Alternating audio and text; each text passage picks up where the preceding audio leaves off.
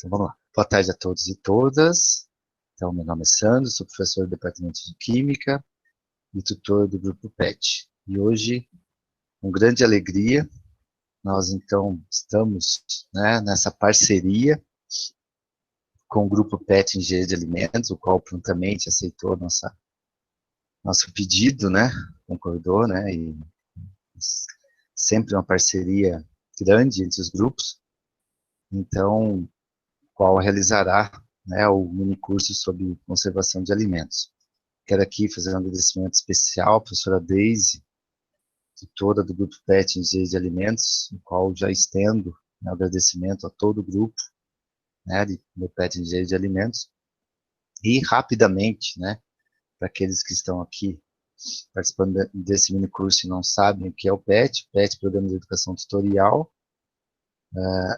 é um programa que iniciou suas atividades lá em 1979, né? Então, eu posso afirmar que talvez seja o programa mais extenso que exista no Brasil e tem ali como principal objetivo uma formação, ser um modelo de formação para o ensino superior, né? Isso é proporcionado a partir da dissociabilidade entre pesquisa, ensino e extensão, qual os alunos pertencentes aos grupos PET precisam desenvolver. Então, essa perspectiva, essa filosofia de formação no curso superior, com o seu diferencial, o PET, né, visa, então, tem esse objetivo de ser um modelo. Né? Então, o PET desenvolve muitas atividades, todos os grupos. Na UEPG nós temos o PET Química, o PET Engenharia de Alimentos, o PET História. No Brasil todo tem aproximadamente 10 mil, né, membros, entre professores, alunos, e desenvolve pesquisa, ensino e extensão. Então, uma das atividades aqui, a gente está desenvolvendo, que a gente poderia se enquadrar em extensão, nesse novo modelo, né, de ensino que a gente está aí, todos nós estamos nos acostumando, mas também proporciona, eu acho, uma participação muito ampla. Provavelmente temos alunos aqui, participantes de outras cidades, de outros estados, né, de vários cursos, então isso é o lado legal também, que a gente tem uma oportunidade muito grande de poder compartilhar mais informação, mais conhecimento para muito mais gente. Então, eu vou ficar aqui mediando, a professora Deise também fica à vontade de fazer uma fala. Novamente agradecemos de coração, né, ao Grupo PET Engenharia de Alimentos, agradecemos a todos que estão aqui pelo interesse em participarem. Também vou ficar aqui antenado no chat, as perguntas depois, quem quiser fazer pelo chat, quiser colocando já. E ao final também a gente pode abrir aqui para um bate-papo, para tirar algumas dúvidas, tá bom? Então, um abraço. Muito obrigado a todos nesse primeiro momento. Imagina, Sandro. É sempre bom essas parcerias, né? Então, acho que a gente tem que continuar com esse formato aí de fazer essas parcerias, que eu acho que todos ganham, né?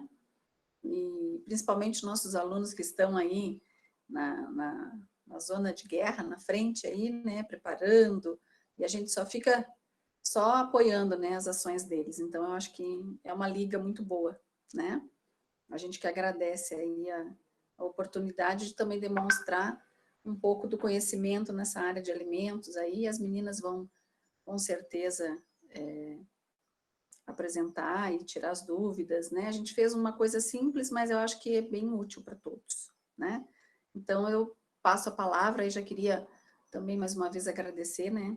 E passar a palavra para as meninas aí, fiquem à vontade, meninas, para começarem a apresentação, tá bom? Bom, então, boa tarde, pessoal. Primeiramente, eu queria pedir desculpas, porque a minha câmera acabou que agora não está querendo encontrar. Eu já tentei 1000 vezes, reiniciei meu computador e não deu certo. Então, infelizmente, hoje eu estou apresentando com a câmera desligada. Mas eu acho que isso não vai interferir no que eu quero passar para vocês durante o curso. Bom, eu me chamo Caroline, eu faço parte do PET Engenharia de Alimentos. E eu, hoje, juntamente com a Lainara, se a Lainara quiser dar um oizinho aí. Oi, pessoal, tudo bem? Então, nós duas vamos estar apresentando para vocês o curso de conservação doméstica dos alimentos. Então, eu vou começar aqui compartilhando a tela com vocês. Daí, quando começar a compartilhar, vocês só me dêem um aviso se vocês estão conseguindo enxergar a apresentação.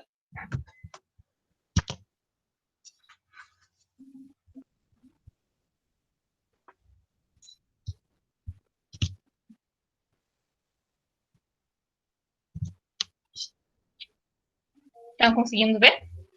Sim, Carol. Sim. Então, beleza.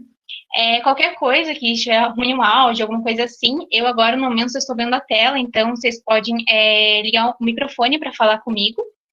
E, bom, antes de mais nada, né, eu queria novamente estar agradecendo, então, o PET Química por esse convite, para a gente estar trazendo esse curso para vocês. Essa parceria entre os PETs é extremamente importante, né, para fortalecer cada vez mais o programa. Então, muito obrigada realmente pelo convite. E eu queria antes passar uns avisos para vocês também. Como o professor Sandra, né, já havia dito, as dúvidas vocês podem estar mandando no chat, que no final da nossa apresentação nós vamos estar tentando sanar o máximo de dúvidas de vocês. E durante a apresentação, né, se vocês puderem deixar os seus microfones mutados para que não tenha nenhuma interferência no meu som com o de vocês. E em relação à emissão dos certificados, no final da apresentação também vai ser enviado um link de formulário, do Google Formulário, no chat do Google Meet, onde vai estar algumas questões, né, algumas coisas para vocês preencherem, para vocês emitirem o certificado de vocês. E também vai ter uma parte lá escrito palavra-chave. Essa palavra-chave nós vamos estar falando ao longo da apresentação diversas vezes, então, de repente, se a conexão ficou ruim, ou você saiu por algum momento para fazer alguma coisa, não se preocupe, porque nós vamos estar repetindo diversas vezes durante a apresentação, e vamos deixar bem claro que aquela palavra-chave que é para colocar no formulário. Então, acho que quanto a isso não vai ter nenhum problema. Bom, então, o curso que nós vamos estar ministrando hoje é o de conservação doméstica dos alimentos. Nós trouxemos esse tema, então, como uma demanda do PET Química para nós, mas nós demos uma conversada para a gente dar uma modificada, porque a gente achou legal, além de abordar a parte tecnológica, nós também abordarmos uma parte que seria legal para qualquer tipo de público, seja ele um público que é de indústria mesmo, ou qualquer pessoa que simplesmente manipula, ou qualquer pessoa que está em contato com os alimentos. Por isso que em relação à conservação doméstica também no nome da nossa apresentação. Bom, então, como de início, né, vamos falar o que é a conservação dos alimentos. A conservação de alimentos é o conjunto dos métodos que evitam a deterioração dos alimentos e aumentam a vida útil do produto. Então, é de conhecimento, né, que quando a matéria-prima ela chega lá na indústria, ela vai passar por diversos processos tecnológicos, nos quais eles visam entregar um produto de qualidade e de segurança para o consumidor. E um desses processos, né, está relacionado com aumentar a vida útil do produto.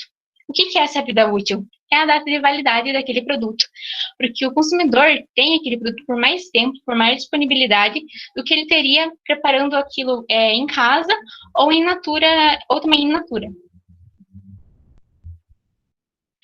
Aí aqui a gente entra na questão, né, por que então a gente deve conservar os alimentos.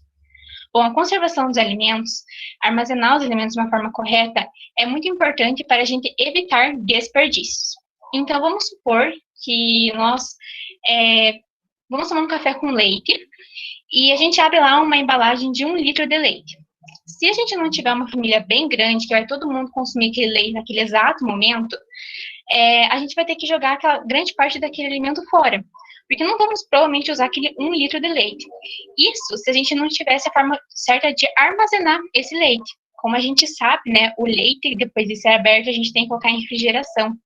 E graças a essa refrigeração e também tratamentos térmicos que são feitos lá na indústria, que a gente consegue ter maior disponibilidade desse alimento. Assim como de outros alimentos que a gente não precisa consumir imediatamente depois de abrir a embalagem. Então, com isso, né, eu já explico o segundo item, que é ter disponível o alimento por mais tempo, que é um dos motivos da gente conservar os alimentos. Outro motivo também seria a questão de inativar enzimas e micro-organismos. Esses dois, eles são agentes deteriorantes dos alimentos. Então, são feitos diversos processos para minimizar os seus efeitos.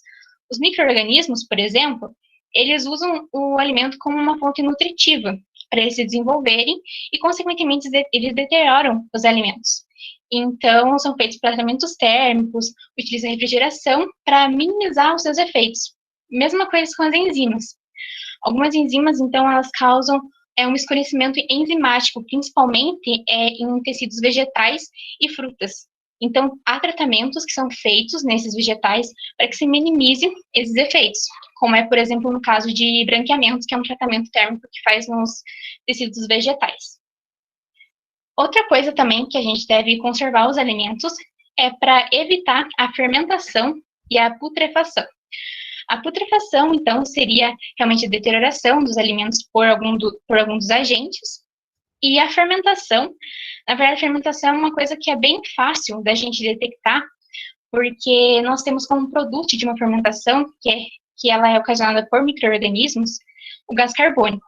Então, eu vou dar aqui um exemplo de minha vivência, que uma vez eu fui tomar esses sucos industrializados de laranja, e já havia, acho que uns 3 dias que eu tinha aberto aquele suco, e realmente, na embalagem, ele está falando que, após aberto, consumir no máximo em 3 dias. E quando fui abrir, eu escutei um desprendimento de gás. E eu estava ali tomando um suco e não refrigerante. Então, ter gás carbônico ali, isso não é uma coisa que a indústria colocou. Se tem gás carbônico, é porque houve uma fermentação. Houve algum micro-organismo ali que fermentou o produto e teve isso como resultado. E além também desse desprendimento, né, de gás, a gente consegue notar, e eu consegui ver no suco, é uma espuminha se formando em cima ali da superfície do suco. Além do mais, também do aroma, o odor, o sabor, que fica totalmente alterado e fica visivelmente que aquele produto, ele já está estragado. Então, o cuidado doméstico na armazenagem é indispensável, porque a indústria, né, ela vai colocar a validade daquele produto, mas aquela data de validade, ela depende do consumidor. Ela depende que o consumidor armazene esse produto de forma correta. Então, os alimentos refrigerados fiquem em refrigeração, os alimentos que devem ficar em local seco e arejado fiquem em local seco e arejado, mas também não só o consumidor. É claro que outras pessoas passam, né, por essa cadeia aí, até esse produto chegar nas suas mãos. Então, a indústria, quando ela está esperando lá o produto ser despachado, né, o lote ser despachado, ela deve ter esse cuidado na armazenagem, assim como os mercados também que estão com o produto, eles devem sempre estar colocando nos locais mais corretos para o consumidor pegar lá o produto tudo certinho. Então, os métodos de conservação, eles são antigos, não foi uma coisa que foi descoberta há 1 ou 2 anos atrás, realmente é uma coisa que os nossos ancestrais já faziam. Claro que de uma forma muito mais rudimentar, mas já era de conhecimento. Isso porque eles perceberam que se eles conseguiam armazenar os alimentos de um jeito correto e que tivesse mais disponibilidade dele, isso evitava problemas nas épocas de escassez. Então, com a descoberta do fogo, por exemplo, além deles perceberem que o sabor do alimento ficava muito, muito melhor quando eles cozinhavam e não comiam cru, isso foi uma porta de entrada para processos como de defumação. Outra coisa também foi quando eles descobriram a salga, que ao colocar o sal sobre as carnes e peixes, por exemplo, eles tinham aquele produto por mais tempo. Isso porque o sal ele vai ser como uma barreira de micro-organismo. Porque o micro-organismo, para se desenvolver num alimento, o que ele precisa? Claro que ele é nutriente, e isso a carne é inquestionável, ela tem muito nutriente. Ele precisa de água livre no produto também. E a carne tem muita água livre. Por isso que a carne é um produto que tem que totalmente ser refrigerado. Não pode ficar sem refrigeração, porque senão estraga extremamente rapidamente. Então, o sal, ele acaba retirando essa água livre do produto. E isso cria uma barreira muito forte para os micro-organismos terem ação ali. Outra questão também, que ali está um sol, né, que os ancestrais eles faziam a secagem ao sol de alguns alimentos. Porque alguns historiadores, eles perceberam que em pedaços de mamutes, eles secavam os pedaços de mamutes porque quando secava, aquela parte ela não apodrecia. E isso conservava o seu interior. Então, a gente vê, né, que esses processos são bem antigos, realmente, e foram evoluindo com o passar do tempo, para o que é o que a gente tem hoje em dia. E, bom, quais são alguns desses métodos, então, métodos de conservação? A gente tem os métodos de conservação pelo calor, que são, por exemplo, a pasteurização, a esterilização e o branqueamento. Onde a pasteurização ela é diferente da esterilização. Então, ambas elas são tratamentos térmicos que os alimentos vão receber mas elas vão se diferenciar na sua temperatura e no tempo que o alimento vai ficar naquela temperatura. A pasteurização, ela é mais assim como se fosse uma fervura do alimento. O alimento vai chegar ali, não lembro exatamente agora os números, mas é cerca de 70, 80 graus Celsius. E por alguns minutos. Já na esterilização, o alimento vai passar por uma temperatura mais superior, lá na casa dos 120 graus Celsius, por poucos segundos. Então, isso que diferencia um processo do outro. E também, depois que eles passam por esse tratamento, né, térmico pelo calor, eles vão passar por uma refrigeração. Também o seu tempo ali de refrigeração vai ser diferenciado de um processo para o outro. Por isso que na esterilização, ela acaba sendo um pouquinho mais eficiente do que a pasteurização, por ela utilizar maior temperatura, né? E isso acaba que acaba com mais micro-organismos. Uma coisa que é importante a gente ressaltar é que mesmo em tratamentos térmicos e tudo, nós não eliminamos 100% dos micro-organismos. Por quê? Os micro-organismos, eles estão em toda parte. Eles estão no nosso corpo, né, dentro do nosso corpo, em qualquer superfície que a gente coloca a mão. Então, se livrar 100% deles é uma tarefa bem difícil. Mas o que a indústria faz? Ela reduz com esses tratamentos térmicos a níveis bem seguros, e principalmente a níveis que patógenos não conseguem se desenvolver, os patógenos que vão causar as DTAs, são as doenças transmissíveis pelos alimentos. Então, é importante ressaltar isso, mas que sempre fica a níveis bem seguros. Outro tratamento térmico seria o branqueamento. O branqueamento, como eu falei, ele é um tipo de tratamento térmico que ele acontece nos tecidos dos vegetais e das frutas, né? Isso para quê? Para conseguir inativar as enzimas. Enzimas que vão causar o escurecimento naquele produto. Como é, por exemplo, o caso da maçã. A maçã, quando nós descascamos ela, quando a gente passa um tempinho, a gente percebe que ela começa a ficar mais escura. Por quê? Por causa da ação da enzima. Então, a enzima, quando aquele tecido vegetal sofre algum tipo de injúria, ela, em contato com o oxigênio, ela vai acabar escurecendo o alimento. E o que a gente faz para evitar isso? Então, a gente faz o branqueamento, que ele vai ser um tratamento aí em cerca de 70 graus Celsius, que o alimento vai ser colocado, e o tempo de tratamento varia de cada produto para cada produto, cada vegetal para vegetal. E logo depois ele ser inativado, né, como um tratamento térmico, pelo calor, ele vai passar por um choque térmico, que seria num banho-maria, para parar, então, para a gente voltar com as temperaturas ambientes, porque se continuar ali altas temperaturas, nós vamos ter alguns tipos de problemas ocasionados também pelo branqueamento, que seria, por exemplo, o amolecimento do vegetal, o que já não seria mais interessante. Aí a desidratação e a secagem, que seria a parte da sal, que eu já havia falado da questão do sal ser uma barreira para o micro-organismo. Aí pelo frio, que seria o congelamento e a refrigeração, que eu vou falar um pouco melhor deles no próximo slide. E os aditivos. Bom, os aditivos, a gente tem uma grande classe de aditivos aí que não só envolve os conservantes. A gente tem os aromatizantes, os acidulantes, enfim, tem uma grande classe aí de aditivos, que se a gente for falar dos aditivos, eu acho que daria um curso somente sobre aditivos, porque a gente tem muita coisa a se falar deles. E também eles são bem polêmicos para algumas pessoas, né? Muitas pessoas acreditam que o uso de aditivos na indústria é totalmente prejudicial e que é puro cancerígeno, que a indústria usa quantidades absurdas de aditivos, que os alimentos industrializados são pura química e que isso é ruim. Mas uma coisa que a gente pode certificar todo consumidor é que os processos industriais, eles têm leis a ser seguidas. E os aditivos, eles têm quantidades máximas de serem colocadas nos alimentos, segundo a Anvisa. E a indústria segue esses máximos aí de quantidade de ser colocado no alimento. Ela nunca vai passar, porque se ela passar, a indústria ela pode ser multada em milhões ou até mesmo ser fechada a fábrica. Então, ela não vai ter um prejuízo desse. E as quantidades são bem pequenas, assim, e são totalmente nocivas para o ser humano.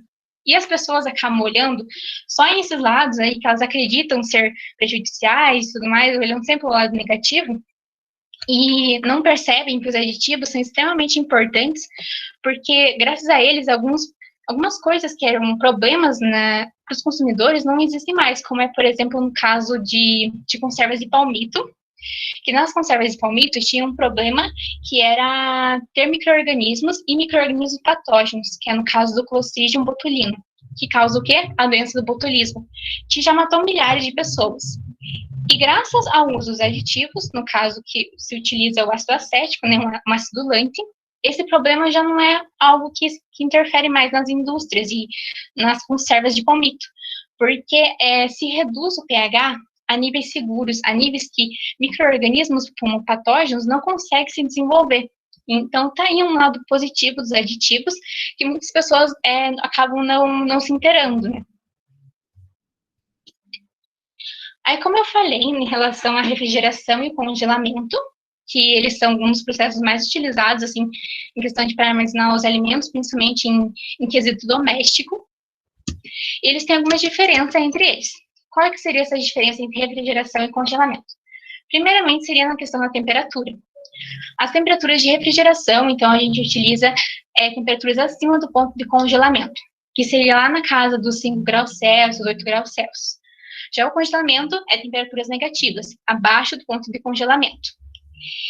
E também outra coisa que vai se diferenciar entre as duas é o alimento que você vai colocar. Na refrigeração, você coloca o alimento que você quer consumir a curto prazo, e no congelamento a longo prazo. Isso por quê? A refrigeração, né, com as temperaturas baixas, isso vai ser uma barreira para micro-organismos, porque o micro-organismo ele tem uma temperatura ótima de desenvolvimento lá na casa dos 25, 30 graus Celsius, mais ou menos a temperatura ambiente. E quando se abaixa essa temperatura, é uma barreira para ele suprir, para ele conseguir se desenvolver e ter ação ali. Então, a gente retarda a ação do micro-organismo. A gente não acaba exterminando o micro-organismo em nada do gênero, ele vai continuar ali tendo ação, mas muito devagar, muito lentamente. Então, por isso que a gente, quando coloca um alimento na refrigeração, ele dura mais do que em temperatura ambiente. E no congelamento, nós vamos ter uma passagem do estado líquido para o estado sólido da água. Então, a gente vai ter uma formação de cristais, porque a temperatura está abaixo do ponto de congelamento. Ela está em temperaturas bem baixas. E essas temperaturas bem baixas vão ser muito mais drásticas para os alimentos. Então, por isso que os alimentos a longo prazo podem ser colocados ali, porque eles vão durar muito mais tempo. Porque como a água não vai estar mais livre ali, o micro-organismo vai ter duas barreiras para superar: a temperatura baixa e a falta de água livre, água líquida no produto. Então, uma acaba sendo mais eficiente do que apenas a refrigeração. E aí, agora, a gente vai falar um pouquinho sobre as observações, né, que devem se fazer ao armazenar os alimentos na sua geladeira. Bom, os alimentos, eles não podem ficar soltos e sim armazenados em recipientes. Isso em recipientes fechados de preferência. Isso é para o alimento acabar não pegando aquele famoso gosto de geladeira e nem ter uma contaminação cruzada. Mas o que seria essa contaminação cruzada? Seria, por exemplo, você ter um alimento ali que ele já tem já está num processo de deterioração, então já tem os micro-organismos ali agindo, e você colocar um alimento fresco do lado. Os micro-organismos que estavam em um vão acabar indo para o outro.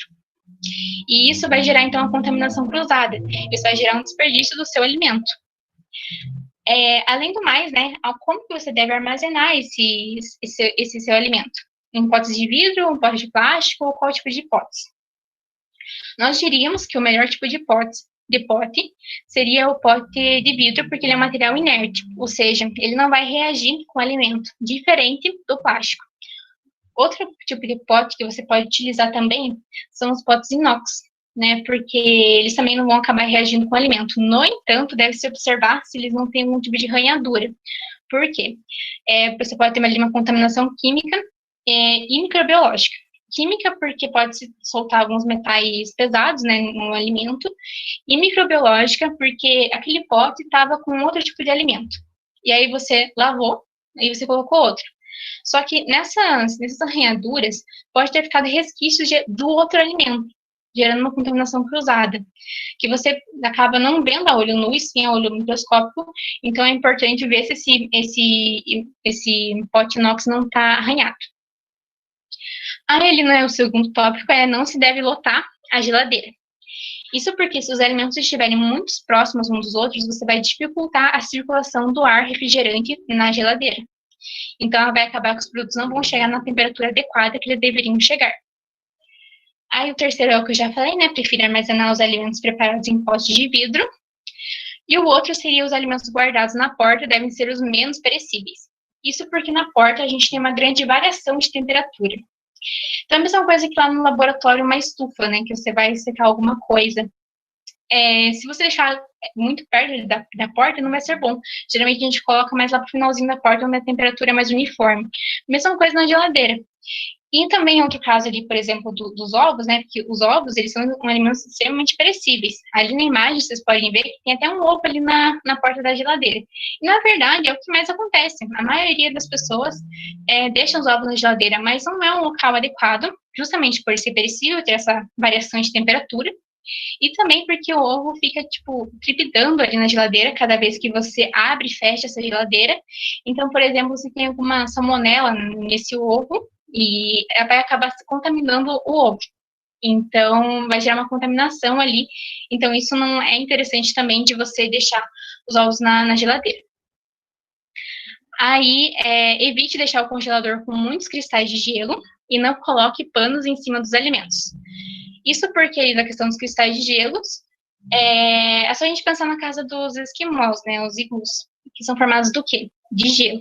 Porque o gelo, ele também serve como isolante térmico. Então, se tiver muito gelo na sua geladeira, ela não vai operar da forma que ela deveria operar, não vai chegar na temperatura adequada para os alimentos. Então, é muito importante você sempre estar limpando sua geladeira com uma certa periodicidade. Além do mais, não coloque panos em cima dos alimentos, porque isso também vai dificultar a refrigeração dos alimentos. Então, e sem contar que você não vai estar colocando eles em recipientes, né? Como eu falei, que não seria legal. Os alimentos crus e cozidos não devem ficar próximos. Isso porque os alimentos crus, eles têm uma contagem inicial de micro-organismos, né? E os alimentos cozidos, eles já eliminaram essa contagem de micro-organismos. Então, se você deixar os alimentos crus e cozidos próximos uns dos outros, vai gerar, novamente, o que eu falei de contaminação cruzada.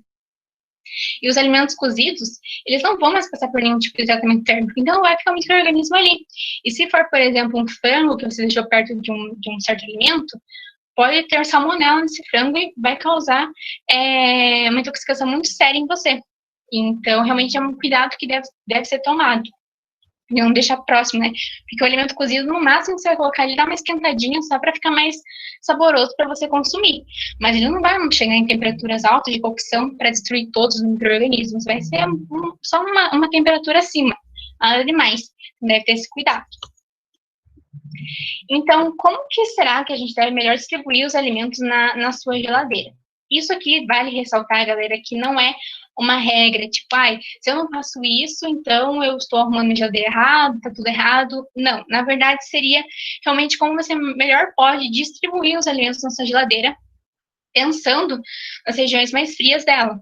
Porque é de conhecimento, acredito que de todos, que a temperatura da geladeira varia bastante, né, de uma parte para outra.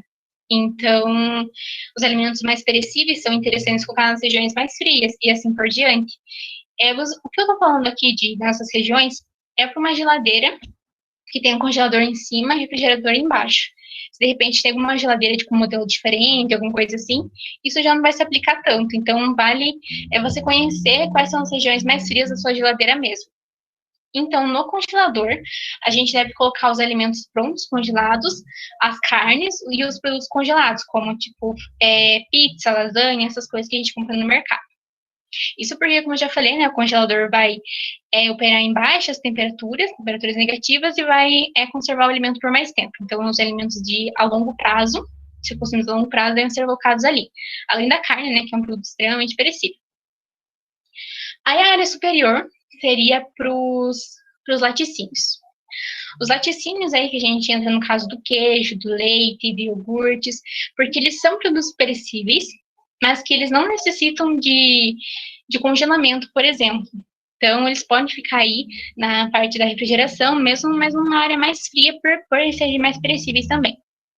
Aí, a área central, que seria uma região fria também, mas um pouco menos do que a área superior, seria saladas, ovos, alimentos preparados, né? Como eu falei, o ovo não deve ficar na porta da geladeira, não é a parte mais adequada. e os alimentos preparados que você quer consumir a curto prazo. Por exemplo, eu fiz um almoço e sobrou para janta, então deixa nessa parte central aí da geladeira. E a área inferior seria para o descongelamento, porque essa região que é fria, mas menos fria em relação aos outros. E o descongelamento deve ser feito sobre refrigeração. Então, você não deve, por exemplo, descongelar uma carne em temperatura ambiente. Você sempre deve estar descongelando, então, sob refrigeração. Essa questão da carne ser descongelada em temperatura ambiente, eu vou falar um pouquinho lá para frente, do porquê que não deve. As gavetas, então a gente coloca as frutas e as hortaliças, que são mais sensíveis ao ar refrigerador. E as portas e compartimentos das bebidas, geleias, molhos, conservas, então aqueles produtos que não são assim tão perecíveis e que tudo bem ficarem ali numa região de variação de temperatura. Então, como eu falei, limpar a geladeira é importante. Então, você tem que limpar a sua geladeira com uma certa periodicidade para ela não virar um isolante térmico, que aí ela não vai estar fazendo a sua função. E qual que é a frequência? Uma vez ao mês. Isso também não é uma regra, né? Se tem que sempre ser uma vez ao mês, vai muito da sua percepção. Se você vê que formam muitos cristais de gelo menos do que um mês, pode lavar antes, ou de repente viu que já chegou um mês e 30 dias, né, ainda não está ok a geladeira, você pode deixar passar também. É muito da sua vivência e ver se está formando os cristais ou não. Mas uma coisa que é importante é não deixar os alimentos sem refrigeração enquanto limpa a geladeira. Isso porque, pela questão, né, dos alimentos ser perecíveis, e eu sei que muitas pessoas acabam não tendo 2 geladeiras em casa, então, tirar os alimentos de uma para limpar a outra, às vezes não tem essa disponibilidade, né? Quando se tem, é muito mais fácil. Mas uma dica que seria, então, é pegar algum recipiente bem grande, assim, com muito gelo, e colocar os alimentos perecíveis ali, os alimentos que precisam de refrigeração. Porque quando a gente limpa a geladeira, não é uma coisa que leva pouquinhos minutos, não. É uma coisa que demora, né? Então, é muito tempo para um produto ficar numa temperatura ótima de desenvolvimento de micro-organismos. Então, é interessante você ter essa alternativa aí. E não colocar as toalhinhas com fim decorativo dentro da geladeira, né? Porque pela questão do ar refrigerador, que isso vai atrapalhar a refrigeração dos alimentos, como eu já havia dito também. Então, algumas dicas seria o pessoal não fazer grandes estoques de alimentos.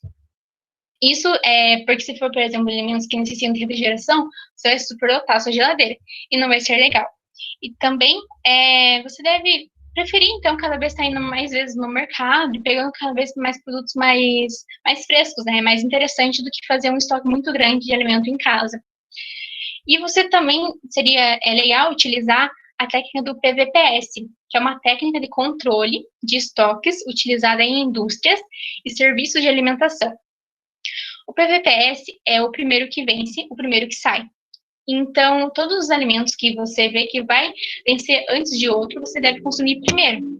Por exemplo, acaba muito que algumas pessoas, eu preciso de ketchup, mas aí acabou não olhando direito na despensa, comprou outro, e daí pensa, mas então eu vou usar esse novo ketchup aqui que eu usei que tá mais novo. Mas daí, até acabar esse ketchup que você abriu, o outro que já tá ali faz um tempo, quando você for usar, vai estar velho já. E aí você provavelmente vai estar passado da validade, você vai ter que jogar fora. Então, é interessante você sempre estar deixando os produtos mais velhos na sua despensa mais visíveis, para que você utilize eles primeiro e não os mais novos, para fazer o PVPS. Não deixe latas de conservas, exemplo de milho, abertas na geladeira. Isso eu já falei também na questão de deixar os alimentos abertos na geladeira, que não é interessante.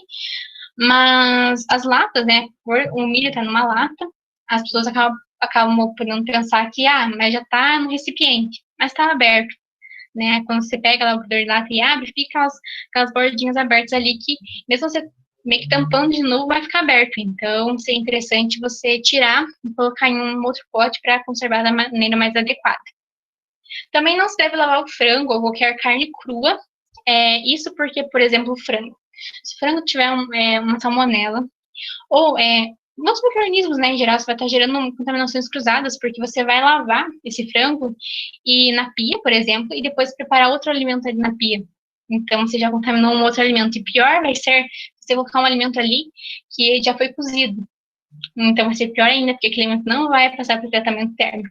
Então, é outra coisa que você deve ter um pouquinho de atenção. E não utilizar os mesmos utensílios para carne crua e carne assada. que vai na mesma situação de contaminação cruzada. A carne crua tem os micro-organismos e a assada já foi eliminada, não vai mais passar por nenhum tipo de tratamento térmico. Bom, então aqui entrando numa questão, que é, posso guardar os alimentos quentes na geladeira? Bom, isso depende de quão quente esse alimento está. Se você acabou de tirar o alimento de cocção, o modo mais seguro é mantê-lo por 30 minutos em temperatura ambiente. Isso, na verdade, você tirar, por exemplo, uma panela que acabou de ser cozinhada ali, né? Ou você cozinhou um alimento e você já colocar na geladeira, tem estudos que falam que como vai ter uma grande diferença de temperatura, né, entre esse seu alimento e o ar ali na geladeira, vai demorar muito tempo para o alimento ele ser resfriado. Então, vai ter muito tempo aí também de desenvolvimento aí, de micro-organismo em uma temperatura possivelmente ótima. E também você vai estar acabando forçando a geladeira, não no sentido de estragar a geladeira, mas no sentido de não refrigerar tão bem os outros alimentos, porque você vai estar modificando ali a temperatura do ambiente. Mas aí já tem outros estudos, né, outras pesquisas que eu vi que falam que isso, na verdade, não se altera muito, que isso era mais coisa para geladeiras mais antigas, que as de hoje em dia está mais ok. Mas não é só por uma questão disso. É porque se você coloca, por exemplo, uma panela muito quente dentro da geladeira, você vai gerar uma estufa ali para micro-organismos. Como assim uma estufa? Então, ali o alimento ainda está soltando o vapor, né, da cocção. E se está ali fechado essa tampa, você vai estar aumentando cada vez mais a umidade ali dentro. Então, pensa aqui comigo. Um local que vai estar cheio de nutrientes para micro-organismo, que vai estar numa temperatura ótima, provavelmente, para o desenvolvimento dele. E ainda com uma maior umidade, é uma casa cheia para o micro-organismo ali fazer festa e estragar esse seu alimento ali em pouco tempo. Então, por isso que não é interessante você colocar tão quente essa panela, por exemplo, né, na geladeira. O que seria que deveria fazer? Essa questão de você esperar uns 30 minutos em temperatura ambiente. Também algumas controvérsias, né? Essa informação eu tirei no Food Savage, que é um blog sobre segurança alimentar muito interessante, muito confiável dos alimentos. Mas há pessoas que falam que 30 minutos, né? Estudos que falam que 30 minutos é muito tempo. Uns 10, 15 minutos já está de um bom tamanho. Particularmente, eu concordo mais com a teoria dos 10, 15 minutos já está de bom tamanho, porque 30 minutos eu fico meio assim, que eu acho que é muito tempo ali fora de refrigeração para micro-organismo também estar se desenvolvendo. Então, acho que uns 10, 15 minutos já seria suficiente realmente. E você colocar, por exemplo, uma panela de feijão, vamos supor, um pouco aberta na geladeira. Não muito aberta, só um pouquinho. Aí você deve estar se pensando, né? Nossa, mas ela falou 1000 vezes nesse curso que não é para deixar os alimentos em recipientes não fechados na geladeira. Mas em relação a isso, é que você vai deixar por alguns minutos, por algum tempinho. Então não vai ter um grande problema em relação a isso. Vai ter problema você fechar e deixar uma estufa aí para o micro-organismo. Aí vai ser problema. Então, nesse caso, dá para deixar por algum tempinho aberto ali. Mas claro que depois que você já resfriou, você fechar essa panela. Justamente para não formar essa estufa. E como que a gente deve congelar os alimentos? Os alimentos, eles devem ser colocados etiquetas neles, né, nos saquinhos plásticos que você congela os alimentos. Isso é mais uma questão de organização, porque depois de você congelar vários alimentos, você não vai conseguir diferenciar um filé mignon de um colchão mole, por exemplo, né, que quando eles estão congelados, você não consegue diferenciar muito bem isso, não. Então, seria interessante para essa organização e para você poder também utilizar a técnica do PVPS, colocando a data de fabricação de cada produto, para você saber que o mais velho, né, tem que sair primeiro.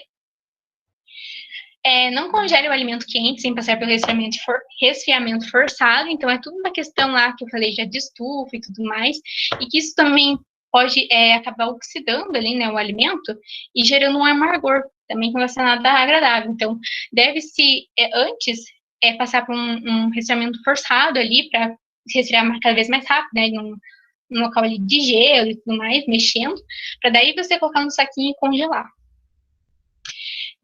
Cuidado ao congelar alimentos crus. Os alimentos crus, eles não podem ser congelados 2 vezes. Uma vez descongelados, eles precisam ser cozidos, senão estragam. Então, assim, se você descongelou uma carne e decidiu que não vai comer naquele dia, o ideal é você preparar mesmo assim e congelar de novo. Aí tá tudo bem. Se você congelar novamente, o que acontece? Você descongelou, deu um momento para a ação dos micro-organismos, que já estavam ali, que estavam com a classificação retardada, e você também adquiriu outros micro-organismos nesse alimento, então ele vai voltar ainda com uma carga microbiana maior para o congelador. Então não vai ser interessante.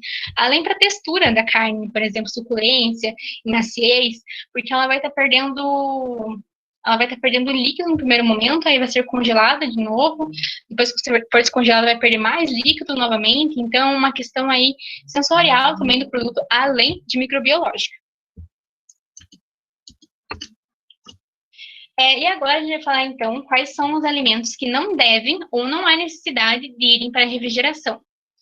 Que é, por exemplo, no caso do mel. O mel, ele não é um alimento perecível. Isso porque o mel, ele é composto cerca de 80% por glicose e frutose. E apenas 20% é umidade, né, água. Então, o açúcar em si, ele serve mais ou menos como quase a mesma coisa que o sal para o micro-organismo, ele também vai ser uma barreira. Então, é um local com muita barreira para ele, para pouco aproveitamento, digamos assim, né? Porque ele vai estar com pouca umidade ali, então não vai ser um ambiente interessante para o micro-organismo se desenvolver. Então, pensando nisso, o mel não precisa de refrigeração, né? Não é uma coisa que ele necessite, até porque a refrigeração vai aumentar a viscosidade, vai deixar um pouco mais viscoso e cristalizar. Essa questão de cristalizar, todo o mel ele cristaliza, mas a queda de temperatura provoca essa cristalização mais rápida. Então, o ideal de deixar o mel é numa temperatura aí de 33 graus Celsius, mais ou menos. Essa questão de cristalizar não é que seja uma coisa ruim para o mel, né? O mel, ele cristaliza, né, como falei, naturalmente, alguns mais rápido do que os outros. Os mais claros, eles têm uma maior quantidade de frutose do que glicose. Então, a frutose ela vai impedir essa cristalização tão rápida do mel. Já os mais escuros, eles têm mais glicose do que frutose. Então, essa cristalização vai acontecer de forma muito mais rápida do que quando tem mais frutose. Então, depende muito da origem floral do mel. Mas essa questão da cristalização, às vezes você quer um produto que seja cristalizado. Você quer, por exemplo, fazer algum tipo de receita e você necessite do mel mais firme, não tão fluido, né? Mas quando você quer utilizar ele para uma bebida, você quer ele mais fluido, então você não quer ele tão viscoso e nem que ele seja cristalizado. Então, deixar na refrigeração não vai ser interessante. E aí, uma questão o mel não estraga? Então, acerca do mel, na verdade, tem diversos estudos, porque o mel, ele é um produto bem rico em diversos fatores, né? E essa questão dele estragar ou não, depende muito também da higiene do produtor. Na hora da colheita, se ele teve higiene para coletar o mel. Mas quando o mel ele fermenta, por exemplo, é muito perceptível, porque vai ter formação de espuma, vai ficar mais azedo, vai ter um aroma diferente. Então, você consegue identificar se o mel estragou. E o mel, ele, em conta disso, né, a gente acaba dizendo que o mel ele tem um prazo de validade aí de 2 anos. Então, na verdade, é um prazo bem estendido, né? Em relação aos outros alimentos, e é um alimento, assim, natural, e que consegue ficar tanto tempo aí disponível para o consumidor, então a gente diz que ele tem um prazo aí de 2 anos, mais ou menos. Aí, indo para outro alimento, que seria a carne, e a carne é um pouquinho óbvio, que ela é um produto que deve ser refrigerado, pelas questões que eu já falei, a carne tem muito nutriente, tem muita umidade, então é perfeito para o micro-organismo. E como que a gente deve descongelar essa carne? A gente não pode descongelar essa carne, por exemplo, em temperatura ambiente. Pela questão de ação microbiológica, que eu já dei uma conversada sobre isso, que aí você vai dar no bandeira para ação de micro-organismos ali, eles vão se desenvolver mais rapidamente, por estar em temperatura ambiente, e essa temperatura ambiente, quando você realmente tira do congelador, deixa em temperatura ambiente, descongela muito mais rápido do que, por exemplo, deixar na geladeira, que seria a forma mais correta. Mas não é só pelo aspecto microbiológico, é pelo aspecto sensorial também. E já puxando essa parte sensorial aí, que a gente tem que descongelar lentamente essa carne. E quando a gente coloca em temperatura ambiente, acontece mais rápido, e na geladeira seria um processo mais lento. E dessa questão, quando é mais lento, nós vamos ter uma menor perda de água do produto.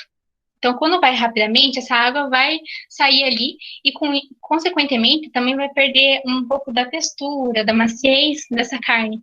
E quando descongela lento, a gente até perde um pouquinho da questão da umidade, né, da água do produto, mas é muito menor porque o produto tem tempo para reabsorver essa água, coisa que quando descongela rapidamente não tem. E o congelamento, ele deve ser rápido. Isso porque tem a ver com a formação dos cristais de gelo.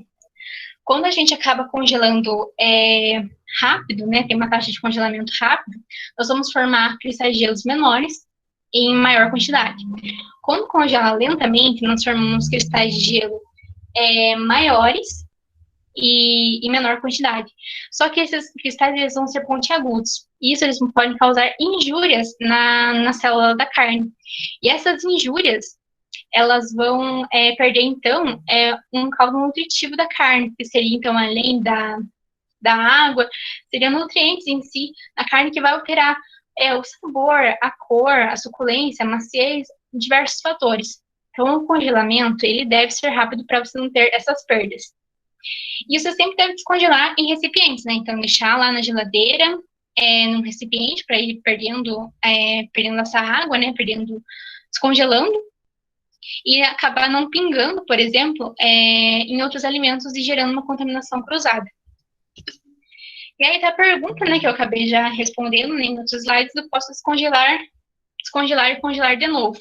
Que a resposta, né, na verdade, seria não. E pela questão que eu já falei, da questão tanto microbiológica quanto sensorial. Agora, a gente vai falar um pouquinho sobre outro produto, que é a manteiga, que na verdade não vai ser eu que vou falar com vocês agora, vai ser a Lainara. Então, vou parar a apresentação aqui. E daí a Lainara começar. Vocês me escutam bem? Eu tô te escutando, aham. Ah, então tá. Sim, Lainara. Deixa eu só apresentar minha tela aqui para vocês. Só um minutinho.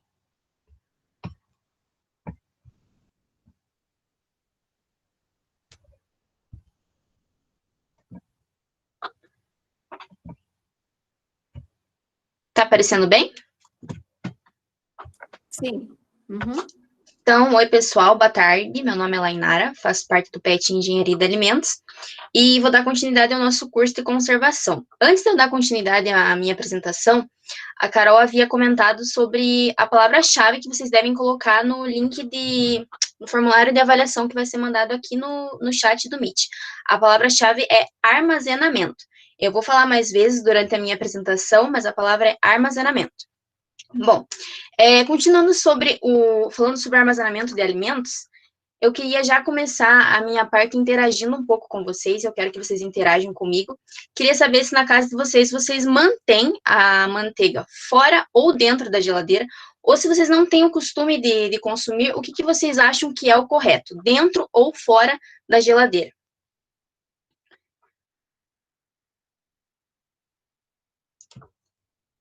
Eu não vou conseguir ver o chat, então quem puder falar com o microfone. Não, então... Fora da geladeira, estamos Aí, vendo. Fora? Então, pelo menos na minha casa, a gente tem uma terceira guerra mundial aqui, porque aqui tem uma guerra, dentro ou fora. Mas o certo, pessoal, é dentro da geladeira. Por quê? A partir do momento que você mantém ela fora da geladeira, a chance de fungos e bactérias se proliferarem ali é muito grande. E aí, o que vai acontecer? Vai acabar deixando um aspecto rançoso, um gosto amargo para sua manteiga e até mesmo fazendo ela durar muito menos do que ela poderia durar se ela estiver mantida em refrigeração. Então, o correto é deixar a manteiga dentro da geladeira. Eu sei que é muito bom passar no pão ela molinha, mas você pode fazer isso retirando ela da geladeira 10 minutos antes, ou depende muito da temperatura que está no dia, e deixar ela fora até 2 horas. E também outra dica é deixar ela na porta do eletrodoméstico, na porta da geladeira, como a Carol já havia comentado, é a parte onde a temperatura é muito mais amena. Claro que ela não vai ficar molinha do jeito que a gente gosta, mas para seguir as regras de armazenamento, é uma dica boa aí para o pessoal que gosta da manteiga mais molinha. E claro, puxando o assunto de manteiga, não poderia deixar de falar do pão. Como que a gente deve armazenar o pão francês? sempre esperar ele esfriar para guardar bem fechadinho num saco plástico. Por que esperar ele esfriar? Porque quando o pão está quente, acaba criando um vapor. E esse vapor, consequentemente, vai virar água. A partir do momento que vira água, vai cair os pinguinhos ali no pão e, consequentemente, o pão vai amolecer. E não, fora isso, amolecer, acontece que o seu pão vai embolorar muito mais rápido. Por quê? Vai acabar criando um ambiente muito úmido. E isso vai facilitar a proliferação do fungo e vai acabar embolorando o seu pão. Então, espere esfriar, deixe ele bem fechadinho no saco plástico. E ali eu coloquei uma boa opção para manter o pão fresco, é congelar. Dessa forma, você vai conseguir manter as características dele. Então, às vezes, você fez aí uma noite de cachorro quente, sobrou muito pão. Pode congelar, caso isso venha a ocorrer, envolve cada pãozinho individualmente em um plástico filme e congela. Pães feitos com farinha integral ou de coloração escura, esses pães que têm castanha, enfim, feitos com cereais, eles têm maior durabilidade. Por que eles têm maior durabilidade? A farinha integral, ela passa por muito menos processos do que a farinha de trigo normal. Então, o que vai acontecer? Essa farinha ela é muito mais simples e, consequentemente, os pães eles acabam durando mais, porque a farinha passou por menos processo. Então, é por isso que os pães feitos com farinha integral duram muito mais. Dando continuidade à parte de pães, como armazenar o pão de forma? Quem consome bastante pão de forma já deve ter observado que ele embolora de uma forma muito rápida. Mas existem formas dele embolorar um pouco menos rápido. Como? Manter sempre na embalagem original. Deixa ele bem fechadinho, usa aquele amarrilho que vem na embalagem original e guarda sempre em local arejado, um local fresco, longe de umidade. E após aberto, é recomendado 3 dias para o consumo. Isso depende muito da marca responsável, porque vai variar o tipo de processo que a indústria usou, o tipo de ingrediente. Então, não tem como eu falar para vocês que todos os pães duram 3 dias. Claro que a gente tem que adotar o hábito de ler o rótulo, ler a embalagem. Existem pães que vão, após aberto, consumir em 7 dias. Existem pães que vão recomendar 3 dias. Então, a gente tem que pegar esse hábito de leitura dos rótulos. Pães na geladeira podem gerar ressecamento, se não forem corretamente armazenados. Como assim? Às vezes a gente tem o costume de guardar o pão na geladeira, e isso não é errado. Mas a partir do momento que você coloca ele em uma parte que tem uma temperatura muito amena, ele vai acabar ressecando. Por exemplo, guardar o pão na gaveta da geladeira. Isso vai fazer com que o pão fique ressecado. Então, os pães, eles podem durar até uma semana sem ressecar ou embolorar se devidamente guardado. Então, aí é uma questão de olhar bem certinho o rótulo, ler corretamente e guardar ele certinho em um lugar que seja bem arejado, evitando que ele resseque ou embolore antes do prazo de validade. Como podemos armazenar frutas e hortaliças? Essa questão ela é bem simplesinha, né? Bem simplesinha, perdão. As frutas, se caso você venha congelar, você pode cortar ela em pedaços, retirar a casca e o caroço, armazenar em saco plástico e congelar. Pronto, congelou sua fruta bem certinho. As frutas que vão ser consumidas cruas ou com cascas, como por exemplo a maçã, a uva, elas devem ser higienizadas. Como que eu higienizo?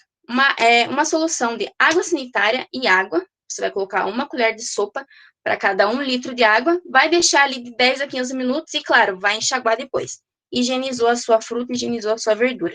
Outra dica bem simples aí, além do armazenamento também para quem gosta de cuidar da saúde, você pode fazer o seu sorvete. Você vai congelar a fruta em forma de purê, vai amassar ela, acomoda em forminhas de gelo e pronto. Armazenou a fruta de um jeito certo e ainda fez um sorvete. Bom, agora falando sobre alimentos mofados. Essa parte aqui, ela é bem importante, pessoal.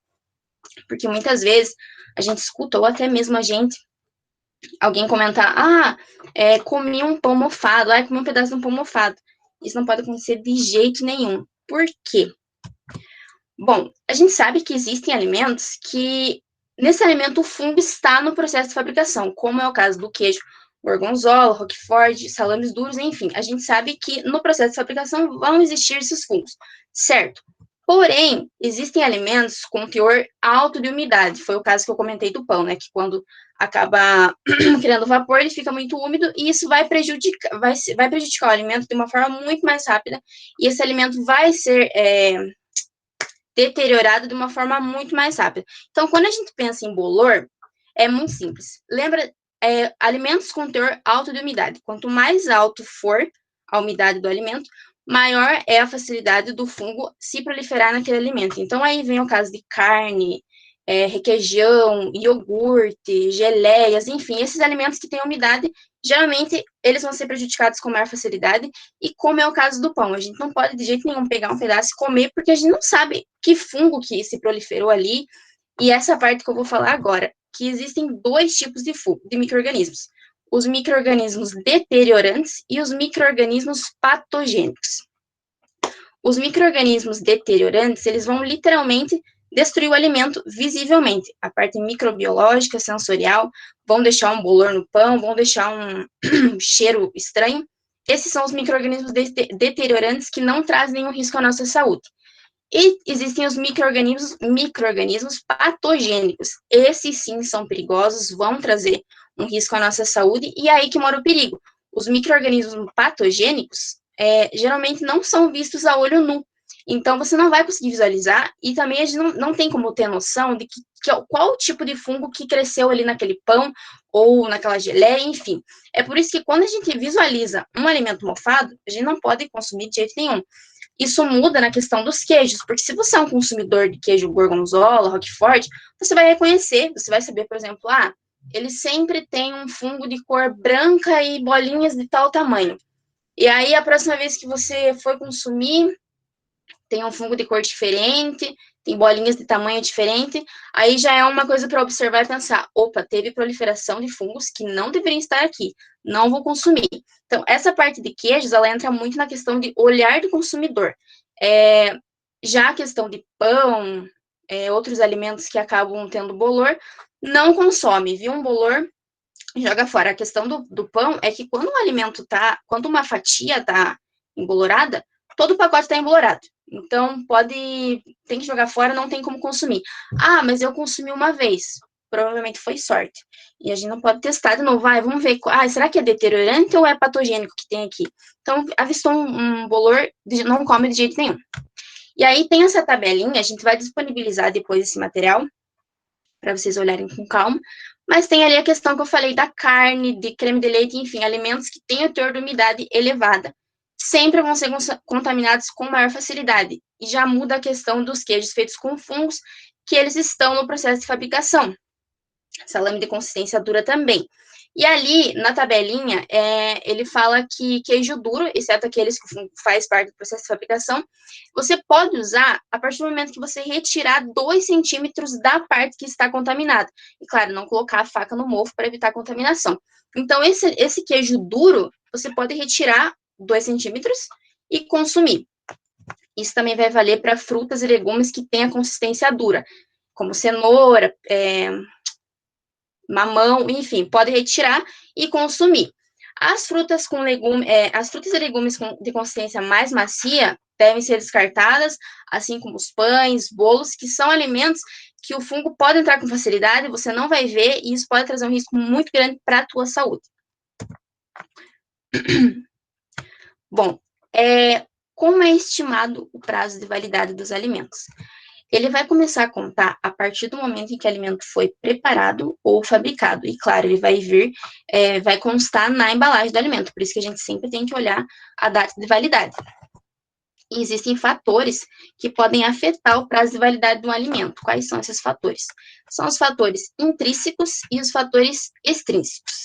O que isso quer dizer? Os fatores intrínsecos, eles são relacionados às características próprias do alimento. Então, são as condições de oxigênio, umidade, a quantidade de nutrientes, e os extrínsecos têm relação com o ambiente onde o alimento está. Então, a condição da embalagem, como esse alimento é guardado, como ele foi armazenado. E o prazo de validade dos alimentos funciona da seguinte maneira. Na indústria, existem testes para saber quanto tempo esse alimento vai durar, que se chama vida de prateleira. Mas, geralmente, a indústria, ela coloca um prazo muito menor. Então, por exemplo, o alimento vai durar até 15 de dezembro, mas a indústria coloca um prazo muito menor. Tanto que, por exemplo, eu, pelo menos, às vezes, eu faço isso, peguei um pão e ele vai vencer, hoje é dia 12, ele venceu hoje. E, geralmente, eu consumo, porque, assim, não é porque o alimento venceu hoje que, pronto, não pode mais comer, a indústria não fez teste nenhum, mas, a partir do momento que eu, como consumidora, resolvi consumir aquele alimento depois da validade, qualquer problema que eu venha a ter é de responsabilidade única e exclusivamente minha. Mas isso muda quando existem mudanças anteriores à data de validade. Essas mudanças, elas podem ser decorrentes de vários fatores, né? Falha no processamento, forma de transporte, até mesmo a forma que o consumidor armazenou na sua casa. Mas, independente disso, se o produto está dentro do prazo de validade, por exemplo, a bolacha, ela tem que se manter crocante. O pão, ele não pode embolorar antes da data de validade.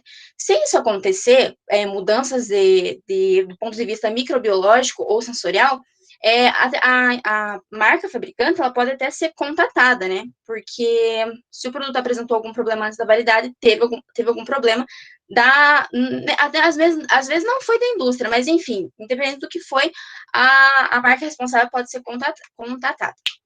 Enfim, sempre seguir a orientação sobre a armazenagem antes e depois de aberto. Então, quando você pega um produto, geralmente vem, não tô com nenhum aqui, mas, tipo, geralmente vem uma instrução, ó, depois de aberto, consumir em tantos dias, antes de aberto, mantém em um local arejado, enfim.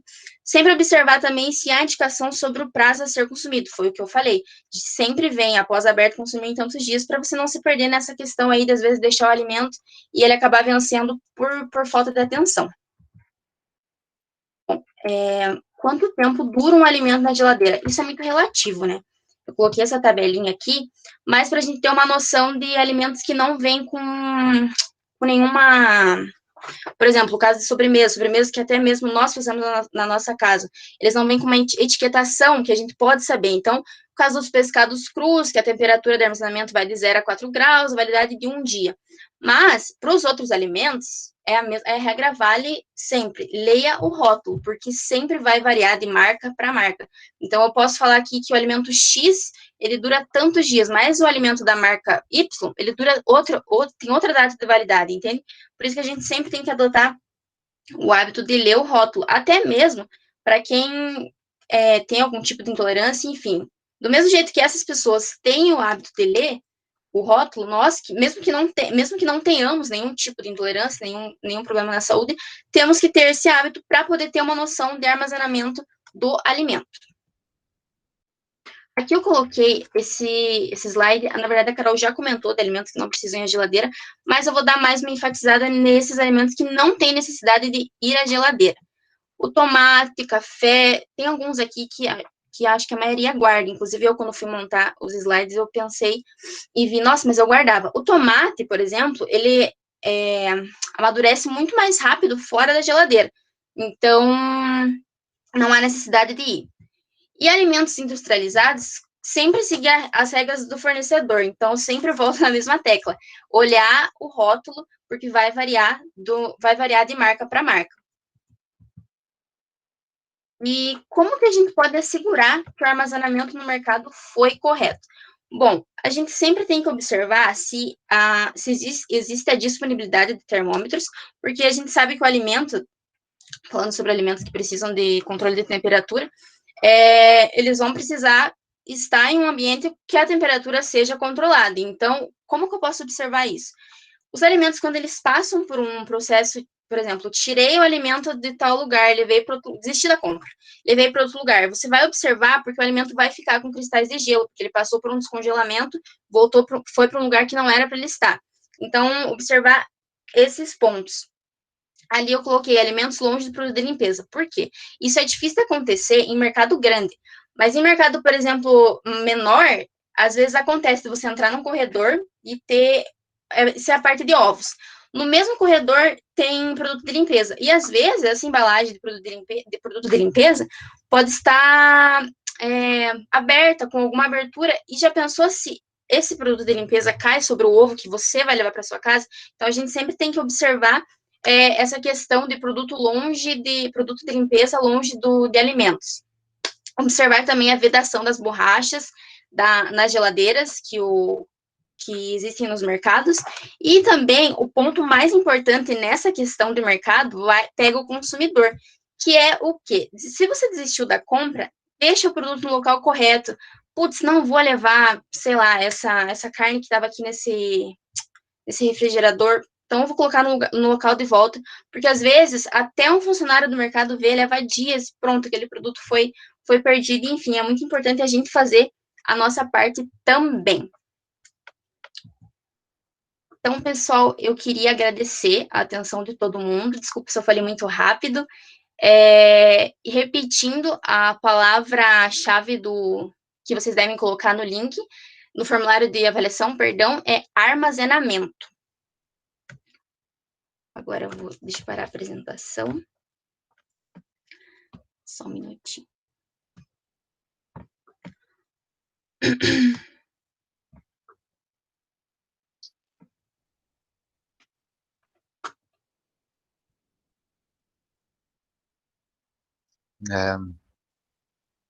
Bom. Se alguém tiver perguntas, podem mandar no chat. Ou elogios. Eu quero dar parabéns para vocês, meninas, pela ótima apresentação, muito didática, muito pertinente, né? Posso que ajudou muito a gente aí, muitas dúvidas e cuidados. Mas parabéns mesmo, estava ótimo, tá? Então, vamos abrir para questionamentos. Eu vou fazer um primeiro, daí não sei como vocês preferem, se quiserem ir revezando nas respostas, e aqui vai vir tá vindo alguma coisa pelo chat, eu também posso ir lendo. Desde também fique à vontade aí, se quiser adicionar alguma coisa, fique à vontade.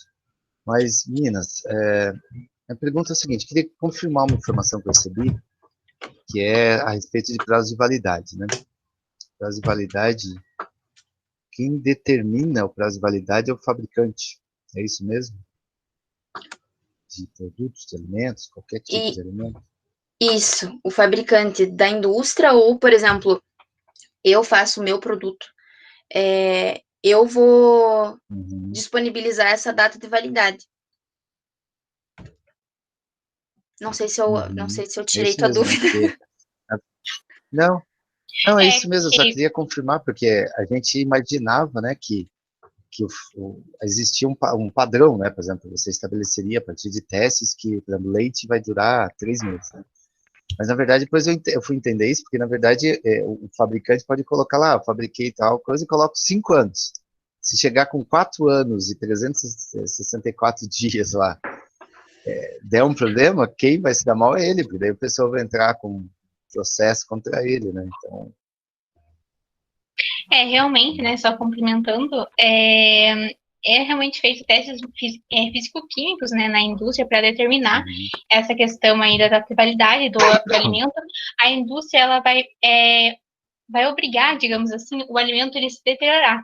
Ela realmente conseguir ver por alguns métodos, né, químicos e tudo mais, quanto tempo que aquele alimento vai durar. E tem tudo aquela relação que a Lainara comentou, né, da indústria colocar o menor, sei lá, deu que ia durar 3 semanas, mas colocar lá, por exemplo, 2 semanas, justamente para a indústria não se complicar, porque, por exemplo, se tiver algum produto que é para durar 3 semanas e dura menos e está no prazo de validade, a indústria vai se complicar. Então, ela realmente coloca ali uma margem para ficar em segurança, como a Leonardo tinha explicado durante a apresentação dela também. Posso complementar aí um pouquinho? Então, só na verdade é o que as meninas falaram, Sandro, mas assim, a indústria, ela segue todas as normas da Anvisa, do MAPA, dependendo da origem do produto, né? E além disso, os produtos eles passam por testes acelerados, né? Então, é como a Carol falou, eles forçam esses testes acelerados justamente para ver dentro do processo, por isso que é a indústria que determina o prazo de validade, porque dentro de cada processo que foi utilizado, ele vai conseguir averiguar a qualidade daquele produto e quanto tempo ele vai durar. Então, tem indústrias que, de repente, promovem um tratamento térmico mais brando, outras um tratamento térmico mais intenso. Então, isso vai fazer com que o prazo de validade pode mudar. A Lainara mesmo deu exemplo, né?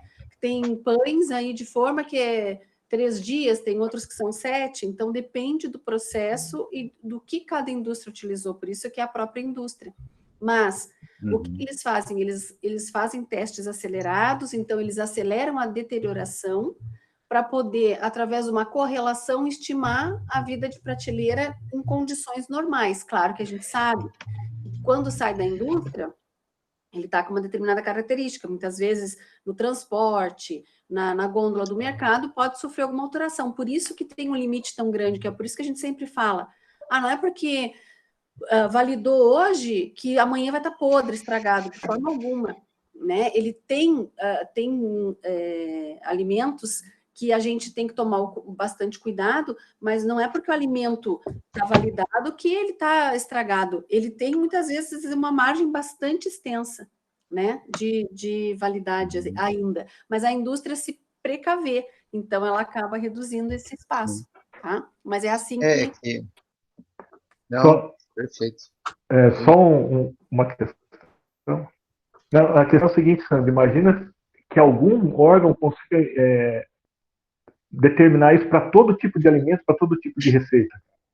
É muita coisa, né? Então, como só de pão mesmo, cada pão tem uma formulação, tem um jeito de fazer, cada produto lácteo, então ia ser impossível um órgão só conseguir determinar tudo isso.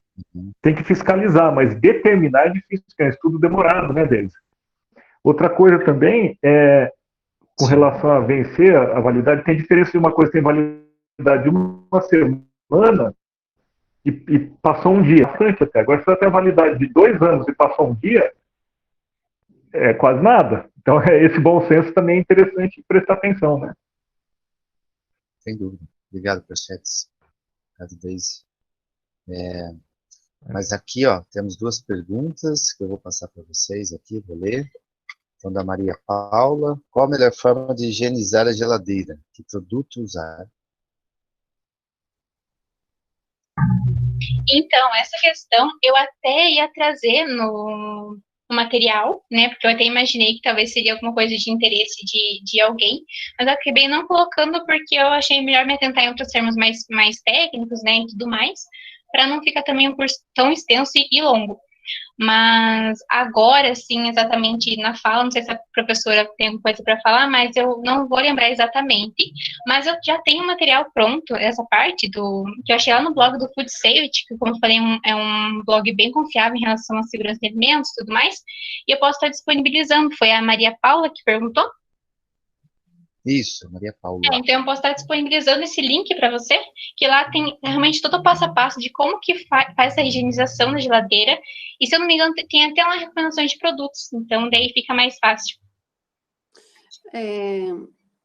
Mas assim, no geral, a gente primeiro, né, passar uma bucha, como a gente diz, né, uma esponja, com detergente neutro, preferencialmente, para não fazer muita espuma, e depois, para sanitizar, vamos dizer assim, coloca água sanitária, né, uma colher para cada litro de água, e passa um pano dentro da geladeira, que daí é a melhor forma de você diminuir essa questão de mofos, né, que podem aparecer, e para higienizar mesmo, né, seria a melhor maneira de você fazer essa limpeza.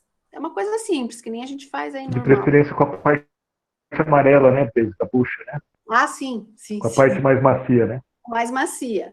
E se tiver aquela sujeira, aquela coisa, mas normalmente, se as pessoas têm o hábito de 15 em 15 dias limparem geladeira, eles passam o famoso Veja ou uma água sanitária, você pode deixar. E o interessante também, se você quiser auxiliar para tirar esses odores que às vezes a pessoa, sei lá, deixa um produto, ficou estragado, ficou um cheiro forte, coloca um pouco de café, né, um pouco de pó de café dentro da geladeira, que ajuda aí a tirar o cheiro, né, aquele odor forte que fica de algum produto, eventualmente, às vezes guarda um peixe, alguma coisa assim, né? Isso auxilia bastante. Essa questão da geladeira me faz lembrar a minha geladeira de República. Ave Maria! A limpeza era eventual, criava resistência em todos os estudantes. Mas Mas justamente assim, daí eu não vou...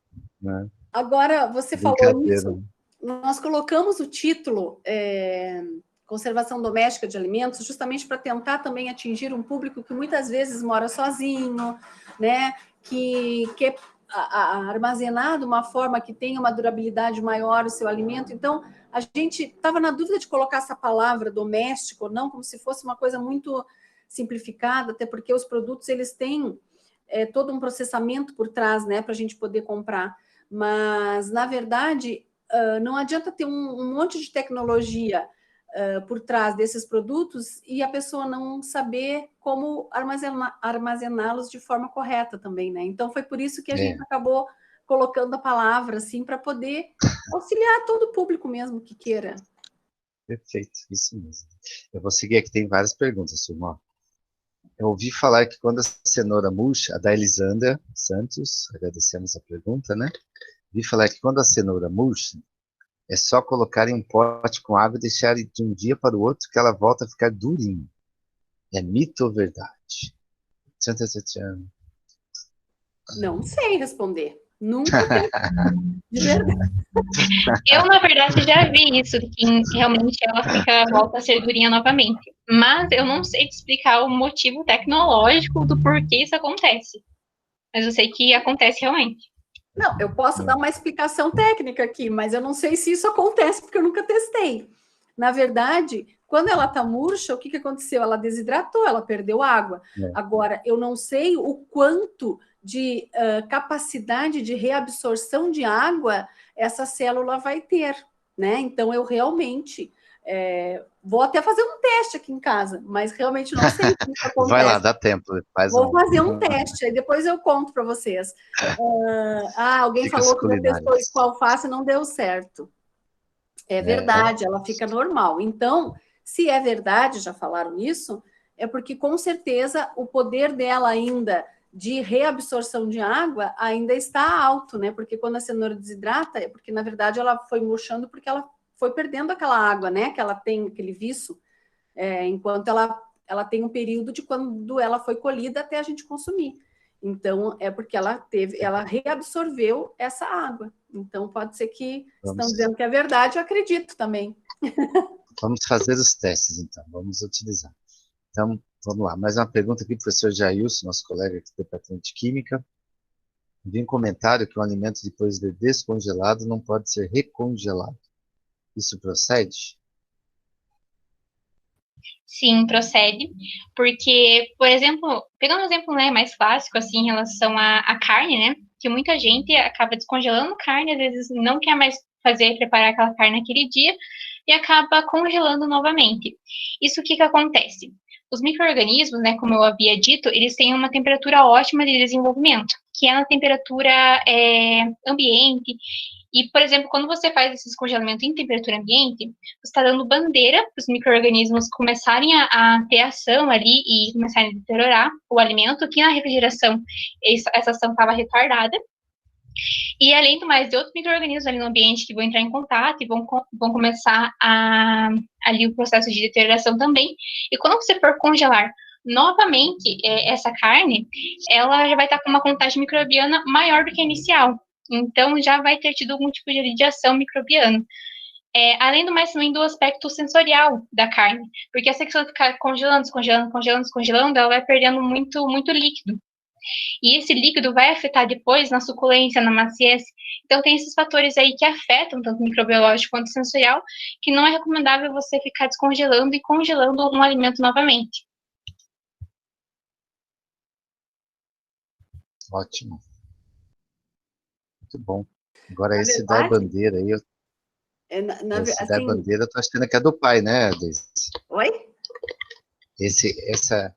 Esse termo dar bandeira é da nossa época, né? Eu tô achando que é do pai dela que comentou com ela, não sei. Fazia tempo que eu não via essa, dar bandeira aí. Pior que meus pais falam isso. Essa é boa. Essa é gente boa, tá sabe que dando você é bandeira aí, ó. novinha, Cuidado, fica Carol. dando bandeira feminina. Mas o aspecto, Carol. como a Carol falou, o aspecto sensorial, na verdade, o microbiológico é extremamente importante, claro, né, porque é o que pode fazer a pessoa passar mal e tal, mas sensorialmente afeta muito mais, né, do que, às vezes a gente descongelou um pouco, desisti, até dá para recongelar, mas o aspecto sensorial fica bem mais prejudicado porque ele perde essa capacidade de retenção de água, né, então ele não consegue ter a mesma suculência, por exemplo, do que teria se a gente descongelasse uma única vez. Ótimo.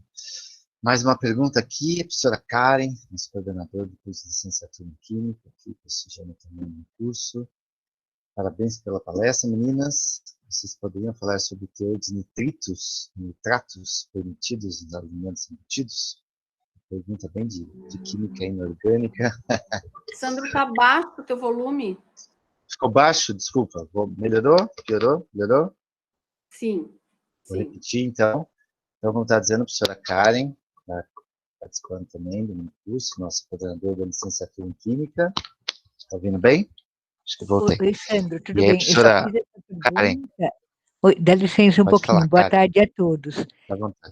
Eu fiz essa pergunta porque no nosso laboratório nós já desenvolvemos um eletrodo há alguns anos atrás para teores de nitritos e por isso que eu queria saber como que estava esse teor para ter uma noção, para ver se nosso eletrodo ainda é capaz de detectar, se ainda é interessante continuar investindo nessa área. Mas obrigada pela resposta. Imagina, professora, é um prazer tê-la conosco aqui.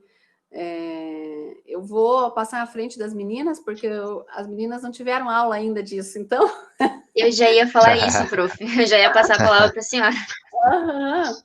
Então, o conhecimento que eu tenho da questão de produtos carnes, realmente, que o teor residual de nitrito ele não pode ficar maior que 150 ppm, tá? Então, isso é muito rigoroso na indústria, porque é um problema muito sério, né? Então, só para esclarecer para os demais alunos, ou de repente quem não esteja ainda por dentro do assunto, os nitritos e nitratos, eles são colocados nos alimentos carnes, em produtos carnes, presunto, mortadela, salsicha, justamente para desenvolver, auxiliar na cor, né, no desenvolvimento daquela cor rosa, que a gente tanto gosta quando o produto é submetido ao tratamento térmico, e também no sentido de conservação dos alimentos, né? Então, ele atua como um agente conservante, né? Para que os produtos não se deteriorem tão rapidamente. Mas a adição não restrita, né? Incondicional, se colocar uma quantidade muito intensa, ele pode trazer diversos prejuízos, diversos danos para a saúde, principalmente ele está muito relacionado ao desenvolvimento de cânceres, né? Então, a indústria, ela regulamenta, a vigilância, ela é ela bate muito forte nas indústrias, em todas as indústrias que eu visitei, eles, assim, morrem de medo, eles estão sempre controlando esse teor de nitritos e nitratos, justamente para que eles não caiam em nenhuma de fora desse padrão estabelecido, né, que esse padrão é dito que não ocasiona, não proporciona mal, né, nem esse tipo de doença. Então, não é que ele seja o causador, né, mas tem pessoas que já têm uma predisposição genética, enfim, tem outros fatores que podem alterar. O consumo excessivo também, né, então a gente sabe que não é só um fator, né, é uma questão multifatorial, mas é em torno dessa residual 150 ppm, pelo menos que eu tenha conhecimento. Não sei se respondi, professora. Muito obrigada.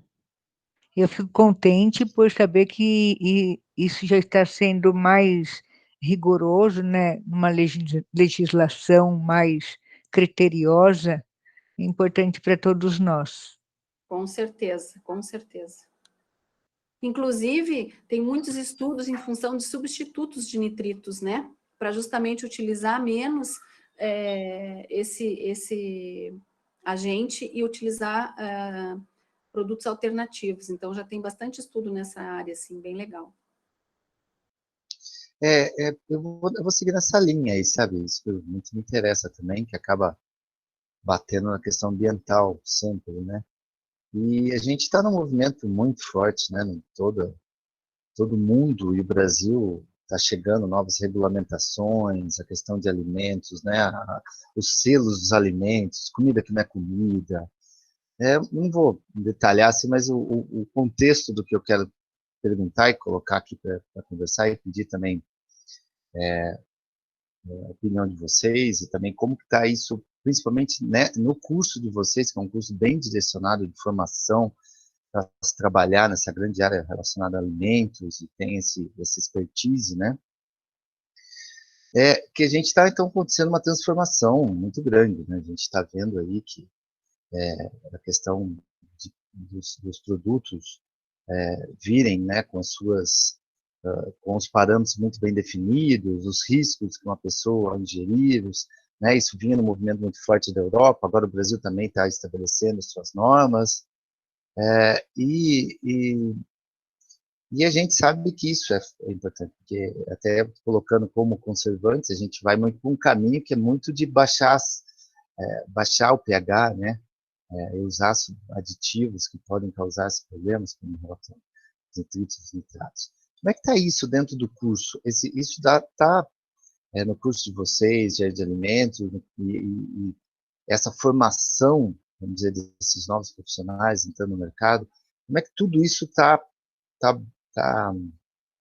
provocando em vocês? Não sei se estão me fazendo entender, assim, para não entrar em detalhes, mas como, por exemplo, a mudança numa formação, mudança também numa perspectiva desse novo profissional, desse novo mercado, produtos, é muito direcionada para a indústria, mas e como é que está a questão de orgânicos, agroecologia, sabe, esse outro lado, vamos dizer assim, que foge de alimentos mais para um aspecto menor, né?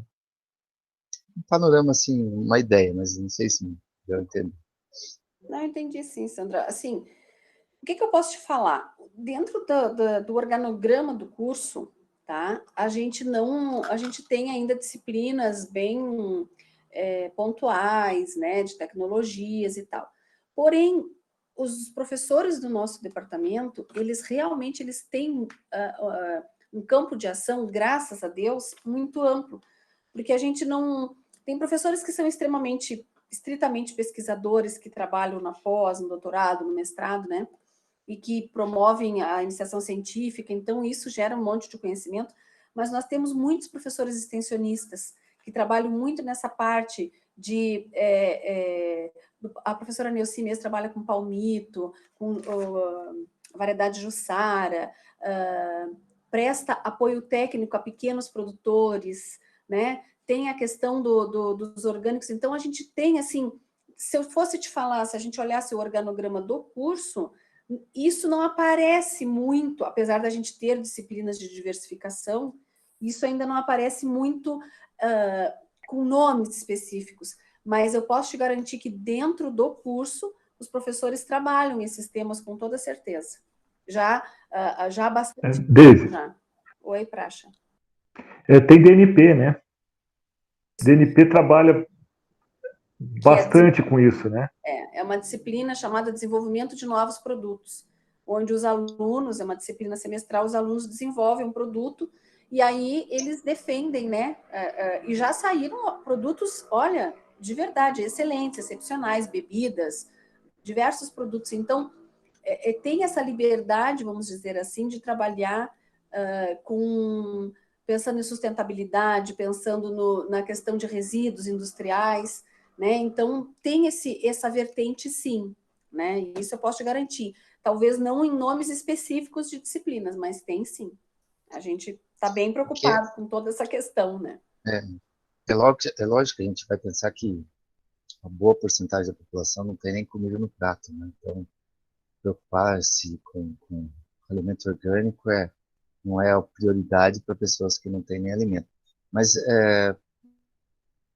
vocês sentem assim que está ocorrendo um movimento de mudar um pouco essa perspectiva também, de que a gente veio muito forte, né, vamos dizer, aí, há 10, 20 anos, de um grande desenvolvimento da indústria alimentícia, fazendo que todos nós tivéssemos o conforto de chegarmos, passarmos rapidamente por essa vida louca que a gente leva, passar rápido, passar pelo supermercado, pegar ali uma lasanha, descongelar, mas os riscos são inerentes, né? Você tem que preservar, você tem uma cadeia gigantesca, você tem uma logística, então tudo isso, obviamente, você vai ter que cuidar muito desse produto, e aí é muita gente que defende, né? Comida que não é comida, né?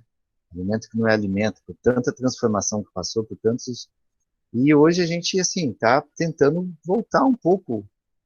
Vocês sentem que isso está vindo forte? Vocês veem, assim, os profissionais, as empresas que estão contratando, exigem desse profissional também essa ética, vamos dizer assim, esses novos engenheiros, quando vão para uma empresa, tem uma ética, ter essa responsabilidade, não só a questão ambiental, sem dúvida, mas também a questão de saúde pública, né? Com certeza. Que tipo de alimento que ele está proporcionando à população, que está aí, com porcentagens altíssimas, né, de obesidade, né?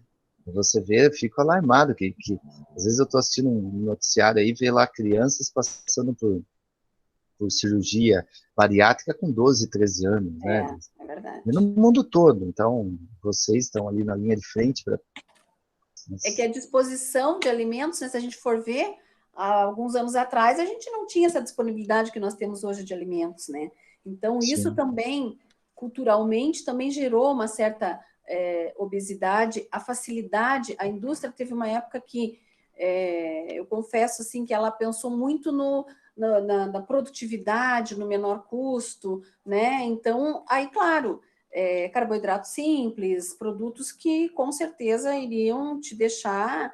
né, facilidade de consumo, facilidade, né, baixo preço, as pessoas vão consumir.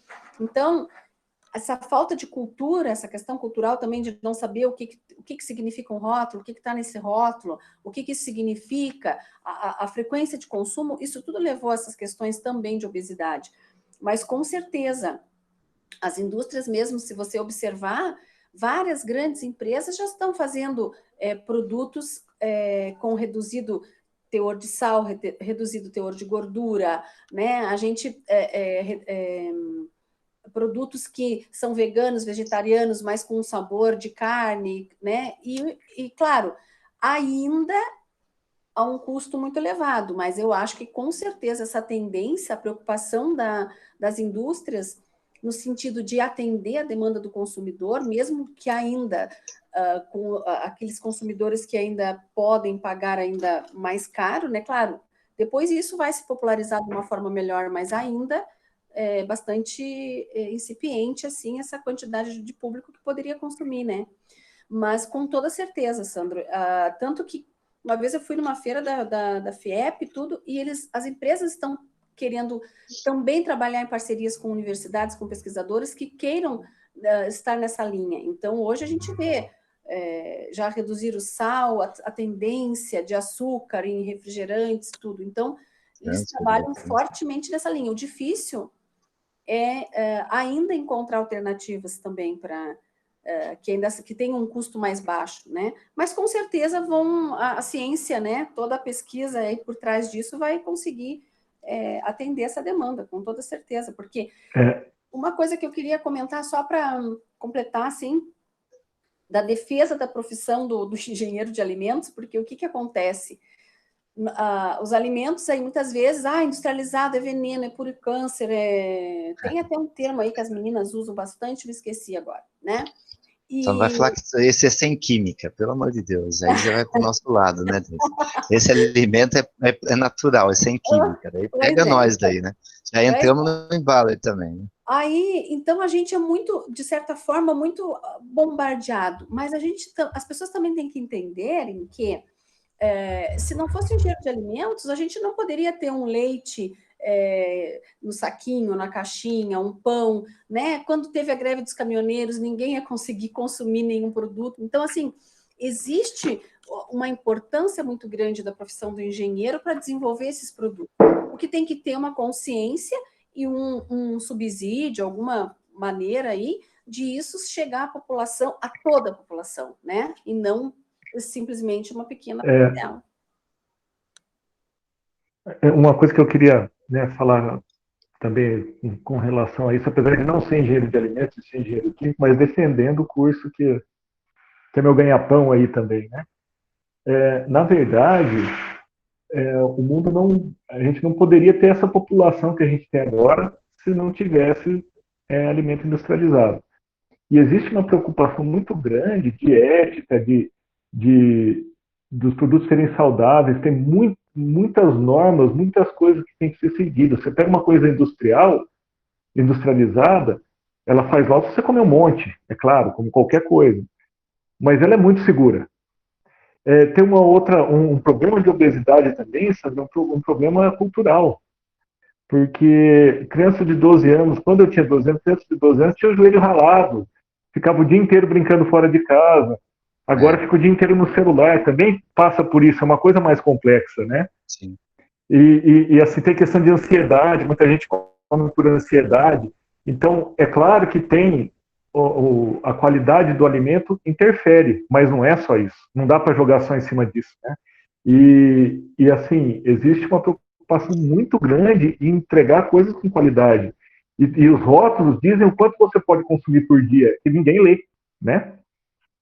Esse que é o problema, ninguém lê e ninguém se organiza. Bom, a pessoa pode até ler, mas come um pacote de bolacha, daí já complica, né? Então, vai por isso também. A engenharia de alimentos proporciona você ter uma cidade do tamanho de São Paulo. Você imagina alimentar São Paulo com produto orgânico? Nem o Brasil inteiro ia conseguir suprir. Entende? Então existe. Então existe. Isso é uma coisa que você tem que ficar balanceando aí.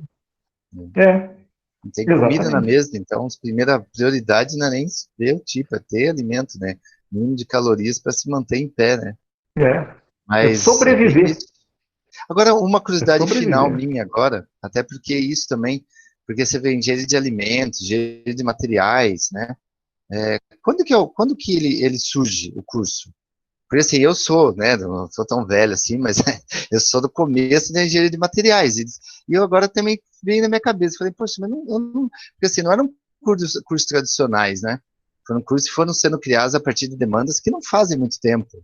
Quando que aqui no Brasil, por exemplo, se desenvolve engenharia de alimentos? A Unicamp é o primeiro ou não? Unicamp é o primeiro, Sandro. A Unicamp é o primeiro derivado, se não me falha a memória, não tenho certeza 100% se era 1971 ou 1970, por aí. Não tenho certeza se eu assim, estou chutando assim, né? Estou tentando puxar pela memória. Mas foi a Faculdade de Engenharia de Alimentos da Unicamp, né? Um curso derivado da engenharia química, com toda certeza, né? Porque a gente teve, né? Tem muita.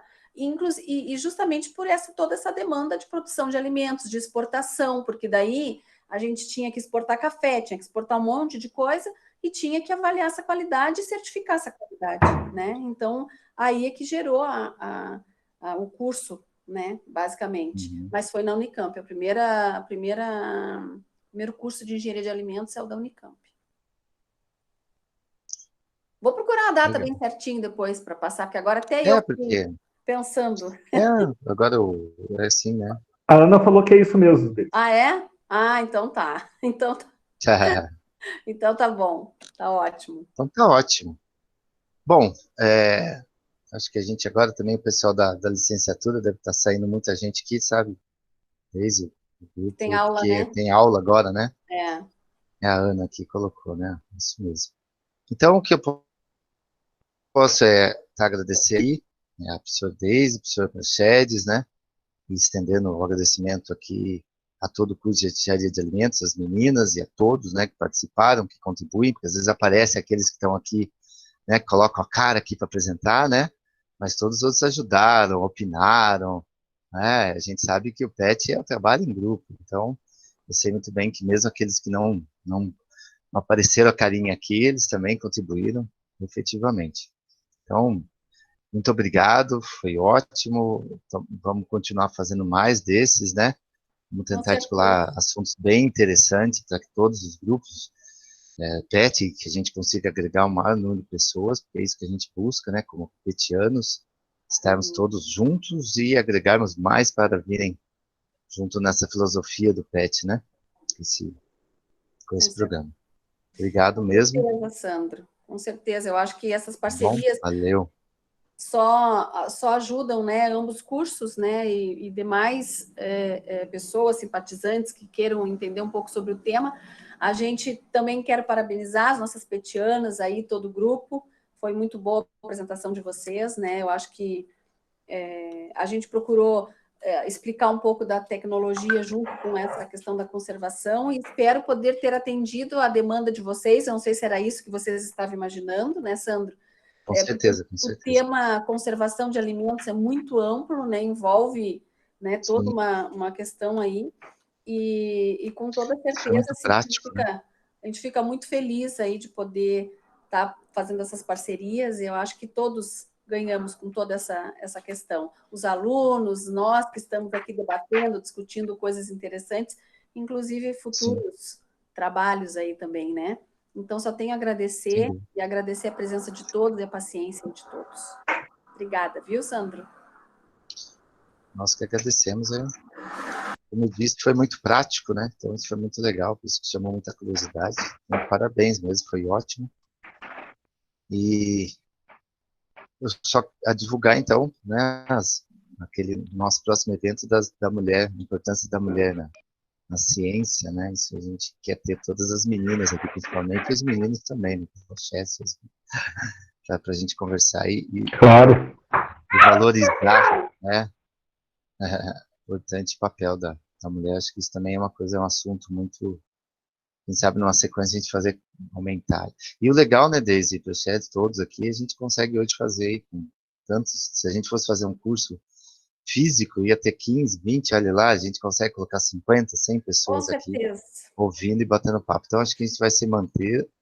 E como esse ano, acho que nunca a gente fez tanta atividade de interprete como esse ano, né? Faz anos que a gente tenta e não consegue, porque... E agora essa facilidade a gente vai manter, errado, né, Sandro? Estávamos no caminho errado, encontramos alternativas. Toda essa mudança que aconteceu proporciona, né, toda essa interação que a gente possa fazer. Então tá bom.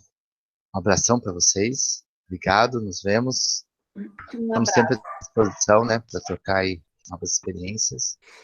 Vamos evoluindo. Aos petianos aqui presentes, por favor, né, mantenham forte essa interação do Interprete, né, vocês que mandam, vocês que trazem tudo, que nos cobrem, tragam ideias, né, tragam coisas para a gente fazer coisas juntas. Né.